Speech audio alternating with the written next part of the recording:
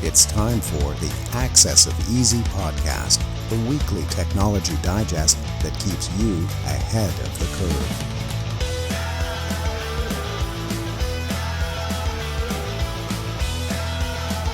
Brought to you by EasyDNS.com. Welcome back, everybody, to Access of Easy. This is number 305, the podcast sidekick compendium. What's another word for something on the side? Mistress to the Access of Easy newsletter, which you can subscribe to by going to accessofeasy.com. You sign up, you get a little bit of discount on your first buy with Access of Easy, or with EasyDNS, I should say. So all you have to do is give your email, you get the free newsletter. Lots of good stories in there every week. And then, of course, you can come listen to Len and I. My name is Joey. And we're coming over here from the Canadian Bitcoiners podcast, continuing to do the Access of Easy show. Buddy, what's going on over there? How you doing? Living the dream, man. It's beautiful outside, enjoying it as much as I can, and doing a lot of Canadian Bitcoiners podcasting stuff, Joey. A lot of things that people can see, a lot of things that people won't see for some time. This is very good. We're very exciting times over here, not just in the Canadian Bitcoiner side of things, but Bitcoiners in general. How about you? How are things over there? I'm fantastic. We are super busy with the other show. We're busy with this show. Big shout out to Mark and the team for getting us the draft of the newsletter before release. Should mention on a scheduling/housekeeping note, the newsletter and the podcast are going to come out at the same time from now on. So we Fridays, change schedules. Change schedules. I like that. That's right. We I want to thank the guys and gals over there, because that makes life easy for us and probably easy for you guys too. Let's get right to it, Len. The quote of the week last week: "Give me self-control, but not now." That was from St. Augustine, famous Catholic saint. No one. Oh, who was it here? Oh, lots of correct answers, but Lee. Yeah, there were. Got it first. Yeah, Lee. Congratulations, brother. So 50% off your next buy with EasyDNS, or your hosting renewal, I should say. And this week's quote: "Progress was all right, only it went on too long." Who's that by, Len? That's a good one. I don't know about that one. Interesting. If you know, post it in the comments. No Googling. Don't pervert the contest here. The rules are the rules, and everyone knows them. It sounds like somebody that from a failed state. That's the only thing I would say. Yeah, maybe. I guess someone who didn't like the end game there. So the end was coming, and they witnessed the end, or they witnessed close to the end. Something along those lines. It seemed like it was just end of days, and that person was witnessing it and is voicing their displeasure as a result of it. One or the other. So we got lots to talk about this week. Do you want to hop right in? I think we got 6 stories. Mark added a late breaking. Thanks, Mark. To talk about as well. Well, let's get into it. There's plenty to discuss here. There's one story I'm surprised we're missing. I'm not going to say what it is, but I'll remind you at the end. And I expect to see it next week for sure. All right. Well, we could talk about tech giants and civil liberty groups. They're calling foul on the UK's new online safety bill, saying it's too broad and censorious. And the UK and EU governments, they're both banding up to attempt to force backdoors into end-to-end encryptions. This is programs that we use, some people use, like Signal, Session, and a whole bunch of others that are end-to-end encryption. The bill, which is still in its draft form, would force these tech companies to remove harmful content from their platform within 24 hours of time, very short period of time. But critics say that this is just too short a period of time, in fact. And the bill's definition of what is indeed harmful content is not well defined and is very vague. So people are beginning to worry that the bill would give the governments too much power to censor some speech that is being bandied about online. And a lot of big players are coming together. So Apple, Google, Meta, and Twitter, they have all said that the bill would risk chilling free expression and innovation. I kind of agree with that. They also said that the bill's definition of harmful content is so broad that it could be used to remove legal content. And like we mentioned, because it's just too vague what is deemed to be harmful content, who knows what is going to be removed. It could be both legal and illegal stuff. The bill supporters say that this is necessary to protect children from harmful content online. But critics are saying that the bill would do more harm than good by stifling free speech. And really, it's only going to be time will tell if the UK government will heed to these critics' warnings and change their their way they're going. But for now, it seems like the online safety bill is heading for a bumpy ride ahead. But the fact that they're using the protecting of children and providing safe haven for some of their users, we've heard this before. That's well and good, and that's a good way to get the Trojan horse in there. But once it's there, well, good luck to stop it, because then there could be a lot of encroachment on that point at that time. So who knows, maybe Signal and Session and all these other programs will have to adapt somehow and go. I'm not sure what could happen at that point, but oh man, tough times ahead. Lack of creativity from elected officials all over the world, wouldn't you say? I'm glad you mentioned that. It's this cookie cutter response all the time. We need to know what you're saying and who you're saying it to, and we need to be able to take down information because of children, harmful content, hate speech. Hate speech, by the way, not real. Okay, I'm going out on a limb here. It's not a real thing. It's an invented term to shoehorn powers that be into your speech habits, into your communication habits, and into your private correspondence. It's ridiculous. It's got to stop. And I'm happy to see Apple and Google and others standing up to this, because part of their model is, being able to talk to somebody. Google relies on freedom of expression. Even, we've talked on the show before, Len, the number of people who search for things that are, unsavory to some huge chunk of the public is gigantic, let alone the messages you send to your friends. I'll be the first to admit that I send many an off-color comment and many an off-color joke to my friends that I would never repeat in mixed company, in a professional setting, all these things. And that's my prerogative, as is it yours, as is it everyone else's. And I expect that, people take this seriously, because as we've seen in many stories we've covered on this show, and as we see in something like private money, on the Bitcoin side, what you run into then is self-censorship. The chilling effect is real. And for people who don't know what the chilling effect is, it's basically making an example of somebody, or making an example of a group of people or whatever, so that everyone else doesn't have to be part of the, enforcement issues for the powers that be. It's basically a way to scale something like this. You scare somebody, make it public, and everyone else just falls in line on their own. They self-censor. It's terrible. I am also interested in hearing your take on whether or not you think that, some of these platforms, Session, Signal, Telegram, at some point, Len, we don't hear a lot about these guys as far as government overreach and intervention. There's attempts, but pretty soon you got to think that there's going to be like a real concerted effort, I should say, to pin these guys down, right? They seem to be the kind of island in the sun in a lot of ways. They're kind of apart from all these things, and their services, they're widely used and widely known. It's only a matter of time, right? I don't know if anything can be done. They could try to include these app stores. doors. App stores is the easiest way, right? You go to the app store first, and if you knock down enough people from the app store, you're doing a pretty good job there. You start with that and go from there. Well, that's 50% of the audience. The other 50% uses Android, and they could always sideload stuff relatively easy. But I find it's rather rich that the companies like Apple, Meta, Google, and Twitter are saying that this is bad, because they themselves have been known to censor stuff, and it's not due to what their overlords say, it's what they believe it to be true. So really, there's they're walled gardens themselves, and if they don't want any message to be spread within their compound, they could do that, and they've done it in the past, and they'll do it in the future. I just find it's rather rich that they're saying this is going to stop free speech, because they've been perpetrators of stopping free speech themselves. But yeah, that's a side note. Anyways, let's move on, because there's so much more we could talk about, and including Elon Musk. And he's trying to stop Twitter from becoming in the AI censorship Death Star it's always meant to be. The billionaire, he proposed a series of changes to the platform, and this is limited to not just limited, but including some things like limiting how many tweets that could be done, retweets, and it's making it also easier for editing tweets that could be posted. But the limiting of the tweets is rather interesting, because this has angered a whole bunch of users out there, and a lot of them are now pointing to other platforms that are in existence, such as Nostr, that do not impose these restrictions. And restrictions, these were tiered when they first came out. They were rather severe for a lot of people.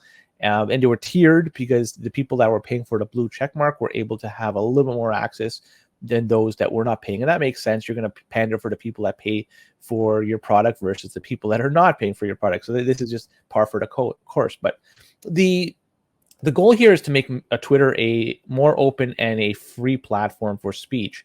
And Musk really is not, he's trying to do his best here, but he's also trying to stop the AI bots to ruin his platform. And he's compared the AI censorship algorithm to a thought police Death Star. He's also joked that the algorithm was designed by a team of highly paid monkeys. And I like this good tongue-in-cheek humor, but it's not enough really to stop the criticism. Some people are praising him for his efforts here to make Twitter more free and open, but others are accusing him of being a hypocrite at the same time. But really, if you look at all these changes and everything like this, the timing is kind of suspect, or maybe bad, I would say, because if you look at what's going on with Meta, they're doing a copy pasta with what's going on with Twitter. And we talked about this not too long ago, I think, when Access of VZ304. So if anybody wants to learn a little bit more about this whole meta version of Twitter, check out that episode. But this seems like the timing of all this new not censorship, these new restrictions on Twitter is at a bad timing, because Threads, which is the meta version of Twitter that's being copy pasted, it's going to be released, or it already has been released. And you know what? If people are pissed off with Twitter, they'll go to something else, and maybe Threads is going to be the beneficiary of all this. I don't know what's going to happen. I signed up for Meta Threads this morning to protect my Instagram username, which is somewhat coveted. I've had at least one or two people ask me if they can have it. Obviously, I declined both times. But the thing that I think people are miscalculating, maybe just missing altogether, I mean, Twitter is a private enterprise. And I know that's, cliche to say at this point, probably. We've heard that a million times over the last 3 or 4 months, 5 months, 6 months, whatever, maybe even longer if you date back to times when Twitter was censoring things like the Trump campaign, right? It's private enterprise. They can do what they want. Okay. Well, now he's doing this, tweet tiering thing, and the timing you mentioned is interesting. I would add to that one major thing. It's that there was a re-release of the famed and oft-used TweetDeck app that Twitter paid for, which was an independent app years ago.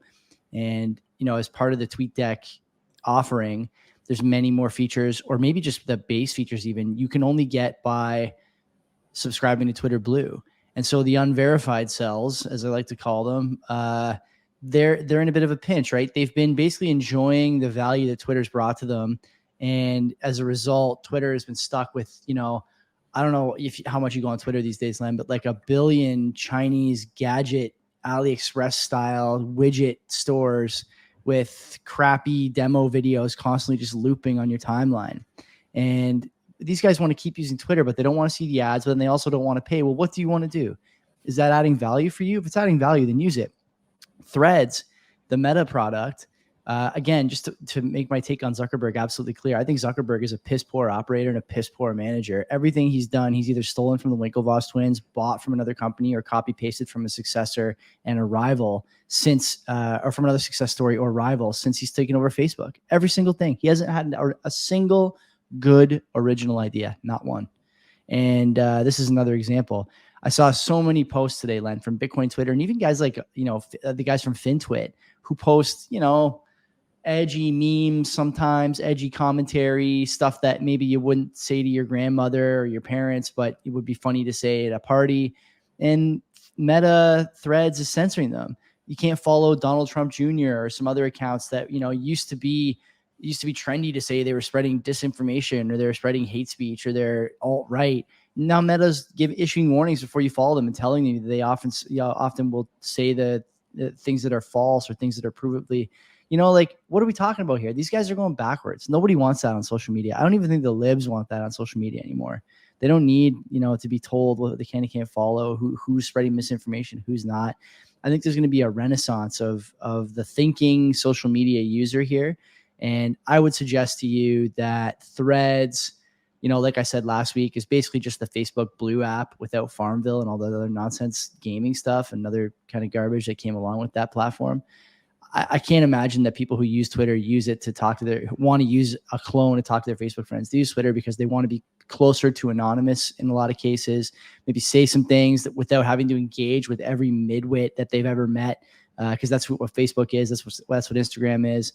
I think that a lot of people are going to go back to Twitter. Nostr, I know, is near and dear to you. I don't think it's reached exit velocity yet. Maybe it will someday, but certainly is not there at the moment. And to me, if he wants to limit tweets, to get back to the story at hand here, if he wants to limit tweets to people who pay for the service, that's his prerogative. I think he should be able to do that. And if you don't like it, then fucking pay. I know I'm not supposed to swear on the show, but you got to pay. period. If you want to use that service and you want to use it to its full capacity, you got to pay. That is the story for every service in your life. Twitter's no different. You may think it is because you're accustomed to it, but those times are changing. Yeah, 100%. He bought it for what, a 44 billion or whatever that number is. And so he can do what he wants with it. It's his platform for the most part, and he could whatever he wants to do. It's his baby. Good luck. Have fun doing it. If people like to use it or don't, they could vote with their feet, kind of online feet. But with respect to Meta, being, or Zuckerberg being not very innovative, name a company that has been innovative. Name anybody. Apple, Twitter, Google, Nvidia. So think about all them. Like Twitter came up with the short text tweet format, right? That worked. Snapchat came up with the stories, the disappearing story messages. I could go on. If I really think back to the last 7-8 years of apps that I've used that have been rolled into Twitter's been around for 15 years though. But I know. What's been done? But so the innovation. So Twitter innovated at its, during its birth. Since then, arguably you're right, Len. It hasn't done much innovation. Maybe what has Musk Google done? Trying to fix that. Name a product that Apple's done that's innovative. Well, Apple, the candy bar phone is basically an Apple product, right? The candy bar phone. Oh, for sure, it's an Apple product. They had the iPhone was the first quality touchscreen. That is just evolution. That wasn't revolutionary. That was a one to many moment, not a 0 to 1 moment. So you're talking about zero to ones. Okay. Yeah. These companies have done none of this. I'm sure they have. I'm sure they have. Maybe not recently, but I'm sure they have. But what they're, in terms of the successes that they have with those, they're far few, or they're very far in the past that we forget about it. None of them have been very innovative in the past little while. It's all getting an idea and evolving upon that. So what's the solution though? Like, is Nostr really a 0 to 1? Like, it's not a 0 to 1. So what? I don't know. I talked about this with somebody else. Who did I talk about this with? With Drew Armstrong yesterday from Cathedra on the CBP show. Like, he's of the opinion that there's a lot more 0 to 1s out there, and we're just stagnating and looking for them. I'm not 1,000% sure that's the case at the moment. And the things that we're used to seeing 0 to 1s, like when people say tech is a 0 to 1 potential industry, I don't. Maybe I'm just not the guy to be asking, or I'm narrow. I have a narrow field of vision in this regard, but I don't see a lot of 0 to 1 opportunities. The question is, can you do something nowadays? Can you do something better than the next person? And there's that old saying, I don't know where it's from, and it's probably not that old a saying actually, given the subject matter, but you have to basically have a service that's 10x better to get people to come over from where they are now, because the hurdles are just so, any point of friction is just so severe these days for people, because they're used to having zero friction, that the 10x is basically the threshold for user movement. I mean, we're way far afoot here, but it's interesting to think about. You're right. It's, where are the 0 to 1s? I don't know if there's many left in tech and social media. There's probably a unlimited amount. It's just finding it, doing it, marketing it, and showing that there's a need for it, because that's it. Like, you have to convince people, you have to buy it. Because without this, your life is not going to be worthwhile. So they've done it with a lot of things, but they were all just building on something that's already been built on. Lost my video. Am I still there? Yes, I am. Okay, anyway, let's move on. Big tech they're not looking too good, because it looks like lawmakers in Congress, they're eyeing the Illinois Biometric Information Privacy Act, BIPA. BIPA? I'll call it BIPA. I'm not sure exactly if BIPA is. You got to rate that name or no? If we're rating that name, it's like a 1. Well, this is a government one, so we can't really rate them, because it's just, putting an acronym on a long act, so whatever it is. So why are these big tech companies shaking in their boots? Well, it's possible that they could use this BIPA or BIPA as a model for federal privacy legislation. That's because BIPA is one of the strictest privacy laws in the country, and it allows individuals to sue companies for big dollars if the biometric data is mishandled. And these devices are getting a lot of biometric data, not just devices, the companies themselves as well. So far, BIPA has been a huge pain in the butt for a lot of these tech companies, who have been hit with a bunch of lawsuits as a result. For example, In 2020, Facebook agreed to pay $650 million to settle a class action lawsuit alleging that it violated BIPA by collecting users' facial scans without consent. Naughty, naughty, Facebook. And in 2021, Apple, they agreed to pay $100 million to settle a similar lawsuit. And gotta love these class action lawsuits, Joey. Everybody who signs up gets $10 for doing so, give or take. But it's the lawyers that ultimately win in the end. But so it's no wonder that big tech is really so worried with the BIPA becoming the basis of potentially federal privacy legislation. And after all, if this happens, they could be facing a lot more lawsuits on a grander scale and a lot more financial pain as a result. But you know what? It's time for these big companies. They should learn from these lessons of the past, start respecting people's privacy. Or if they don't, they'll just continually get sued and pay millions and millions of dollars as a result. The choice ultimately is theirs, but either way, I'm going to keep my eyes on this and I'm going to laugh if they continue to pay the, you know what? Respect our privacy. That's what I asked them to do. Respect our privacy. I have two things to say about this, and I'll try and keep it short in the interest of time. One is that I think that those companies should pay a steep price for leaking biometric data, especially these days. We've seen how that data is used. Face scans, open your phone, open your bank account, open your door. Some of the time, if you have one of these Bluetooth doorbell things, I'm sure you can make it do that. Among other uses. Second thing, Len, on the other side of that coin, the real price they should be paying is that people stop using their devices when these leaks happen. We see this in other spaces, but the cell phone industry has become so bimodal now, basically between Apple products and whatever Android manufacturer you're using. If these companies leak your data, there's not really anywhere else for you to go except to another company that's probably going to either scrape or use or leak your data too. And you don't see that in too many other industries, right? If for example, a hardware manufacturer in Bitcoin decides to share your keys with their server in the name of protecting you in case you lose your seed phrase, you can go to another wallet. If your car stops working really well, or you're tired of buying Honda Civics every 5 years, you just go to get a Buick. What's another brand name? Volvo, whatever. In phones, cellular phones, there's not really that option. There's a handful of handset manufacturers. Most of them are using the same hardware, presumably have the same holes as far as like security and stuff like that. So tough, but big fines, man. It's a first step. I think those companies need to feel the pressure. But Apple's worth what? I think they crossed the 3 trillion Rubicon 2 weeks ago or a week ago. Like 650 or 100 million or even $1 billion, $2 billion. It's really not much. Doesn't matter to them. It's a drop in the bucket. Until you start charging, 500 billion, $1 trillion, then maybe they'll think about it. But for now, I doubt you're going to change anything materially in those companies. Yeah, they just triple the price of the iPhones and you and me pay exactly right. Like the consumers pay. That's essentially what it is, and they have every right to do that. So, anyways, yep.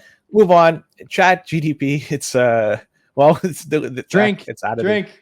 Yeah, ChatGPT. They're always doing something, but hackers have been using ChatGPT to do something very interesting, and it's generating Windows keys for Windows 10 and Windows 11. And the question I ask, who the heck wants to use those OSs? But I use Windows 11. I don't know. Hey, let's get you off it, man.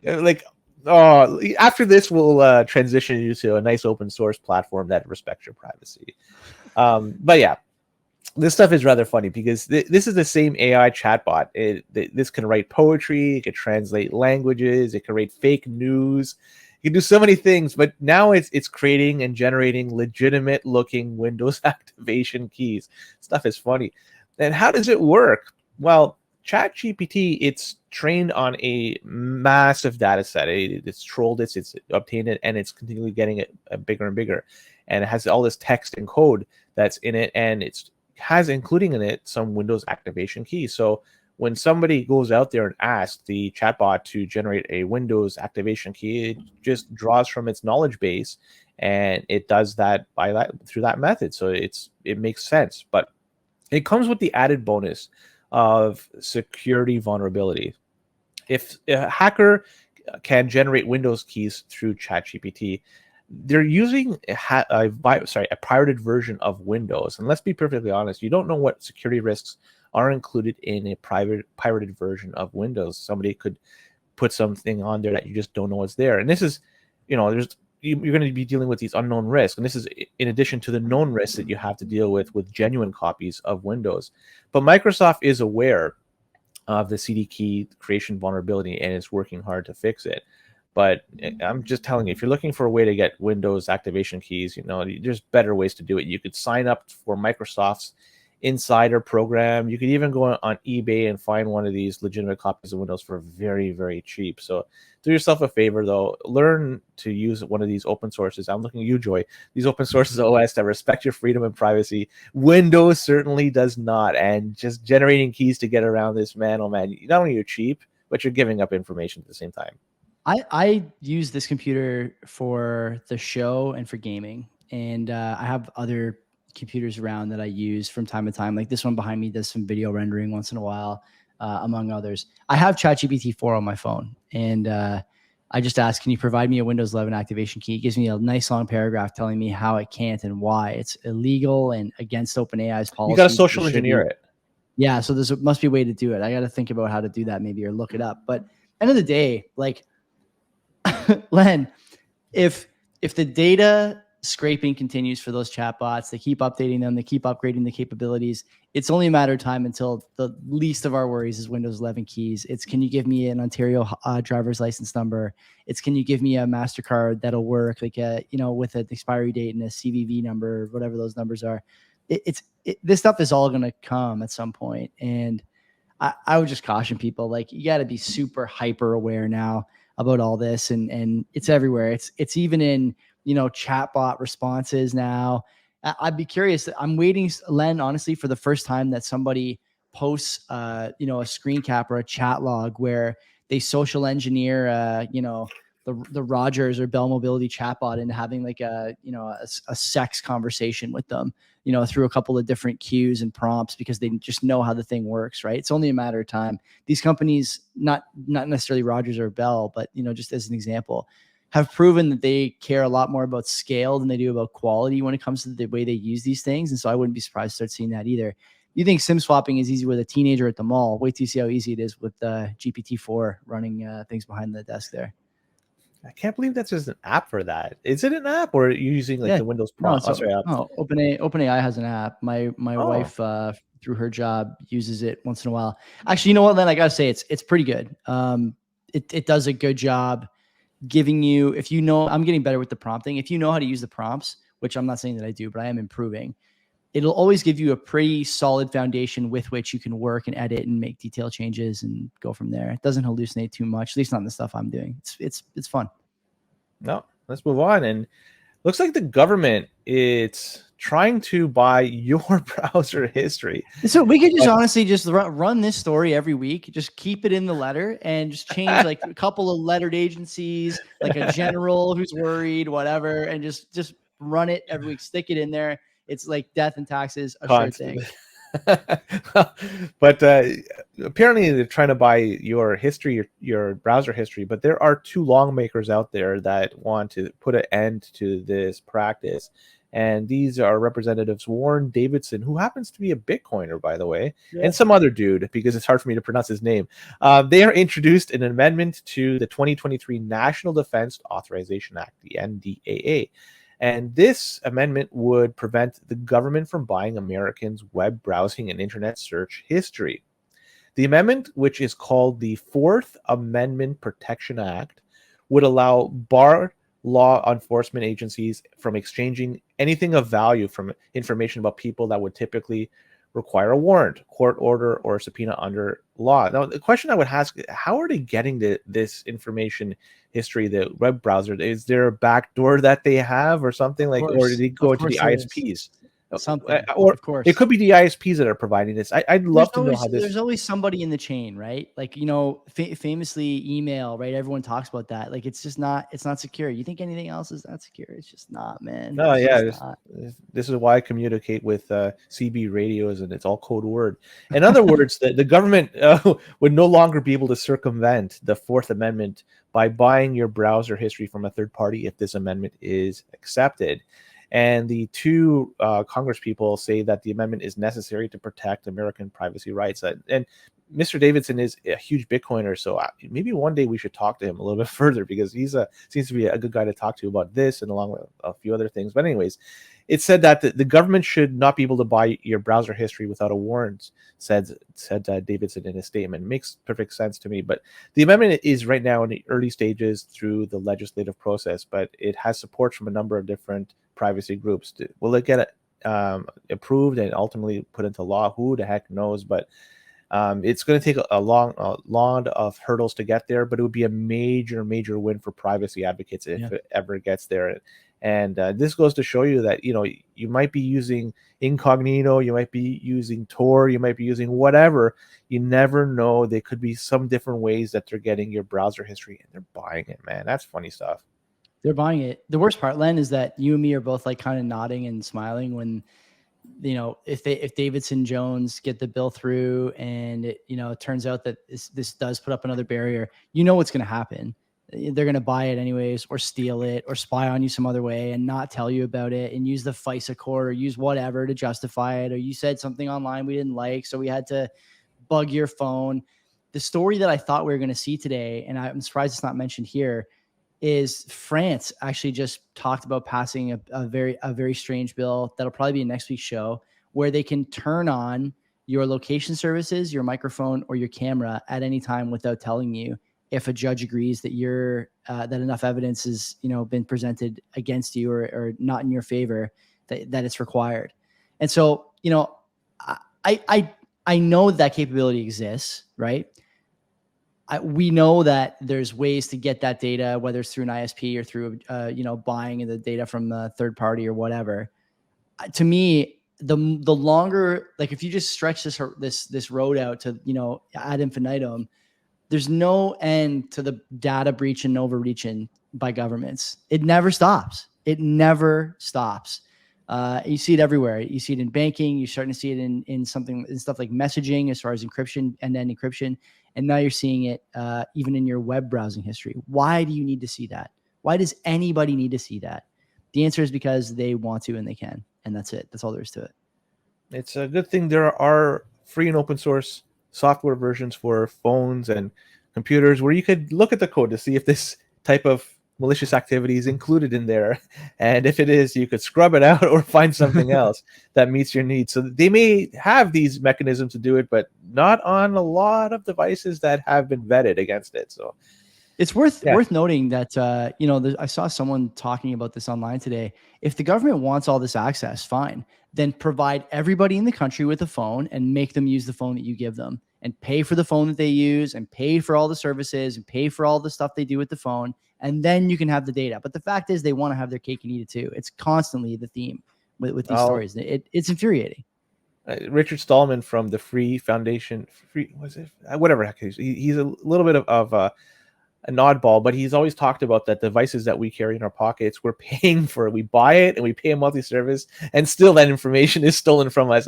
And people are not willing to give it up. They'll happily keep it. And your buddy Louis Rossman has a good comment about that. If the phone in your pocket is not really yours, or not really yours to like lock down or repair or whatever, do you really own it? And it's a great question. If they can get in there anytime they want, they can take the information anytime they want, they don't need to tell you, you're not allowed to repair it. Is it really yours? Maybe the you'll own nothing and be happy thing has already started and we just don't even realize it. I'm going to recommend everybody listening, get Graphene OS on a Pixel. You'll be much happier, and you can protect your privacy at the same time. But one more story we have. This is a late addition to this story, to this show. Leave it to Mark to stuff us with this is the most text I've seen in a story probably since we started this show. He just slams it in there in a reply. Last minute. Well, it's the Internet Society of Canada chapter. Well, they're going bonkers over here. Yeah, I know. In the 2023 Chairman's Report, they've been flexing over there on all their accomplishments, which include dropping knowledge on AI adoption rates in Canada, advocating for affordability, accessibility, fairness, and security of the internet, bringing together thought leaders to develop positions on proposed Canadian legislation, providing resources to educate their members, and giving all voices a chance to be heard. And the report also threw shade at the government, saying that Canada is in danger of falling behind global competitors if it does not step up its AI game. And it looks like that this is funny stuff. Like I want to see the next report when it comes up, because they're going to be roasting everybody out there that they pretty much hate. But this is funny. This is just a report that's flexing their muscles. I love to see this. I've never seen one before, so I want to see this one again. This is pretty funny stuff. I am interested in this. I want to talk to this guy. I'm gonna ask if he'll come on Access of Easy, and we can talk to him on Access of Easy, the first ever Tim Denton, right? Guest show. No, isn't it Philip? I thought it was Philip something. I forget now. But the thing that stuck out to me about this letter too is there's some very pointed words in here about C11 and C18. And in reading the report, I'm happy to see that there's no stone left unturned as far as the rationale for why those bills are scary and should be worrisome to Canadians. The illiberal tendencies of government, the importance of freedom of expression, the importance to stay away from self-censorship and these things. I recommend everyone read this. I am going to start paying attention to this organization, Len. I didn't even know this organization existed until like 4 hours ago. When I got that email. Yeah. And I'm very interested in this because this is important stuff. And oftentimes on this program and on the CBP, we talk about and ask our guests and ask each other and read about things. And we wonder, how can we get involved? Who can we support? Is there someone I can give money to? You know, you and I direct donations on the other show to different organizations we find are adding value. I think this is an important group. I need to learn more about this. Maybe I'll ask Mark, but this is, to me, something I think everyone should be reading, especially nowadays when you're not getting the full story on something like 11 or 18, C11 or C18 from the media or from your Facebook friends or from your Threads friends now, I guess, if you want to call them that. And it's hard to find exactly why you should be concerned. And this group, to me, is, at least insofar as reading this letter, seems like an impartial observer and a group that wants the internet to succeed and flourish. And in those two things, I have difficulty finding fault. So I'm interested in supporting these guys any way that I can. So Tim Denton is the guy that wrote this piece. He's the chair. Let's bring him on. Bring him on Access of Easy as well. Let's have a chat. We should talk to him. As soon as I've done this, I'm going to email this guy and see if he wants to do it. I'll send him a link to the show and say we do this every week. We'd love to talk to you for half an hour. Yeah. But you know what? He'd blast everything inside. So he just he's got an opinion, and he's got an informed opinion, right? To me, reading this looks like this man is informed. He understands the problems. Whether he agrees. He doesn't mention the ex-CRT. He's ex-CRTC commissioner, so given his credentials of what he does. So you're right. He does understand the game. He's been there. He's done that, and so for somebody like him to say something, there's some credence to it. And he has some pedigree here. A lot of people don't have this type of we gotta try and knowledge. get this guy. We gotta try and get this guy. Yeah. Anyway, that's it. That's the last story of the day. If you enjoyed this program, I'm sure you did. If you stuck around this long, subscribe wherever you get your podcast. Subscribe on YouTube. Send us a tweet on Twitter, and we'll see you next week. Same time, same place. Friday morning, I guess they're going to release this. I'm not sure exactly what time of day, but the Easy DNS team will get it out to you Friday. You guys have a nice weekend, and we'll see you next time. Yeah, take care. TV.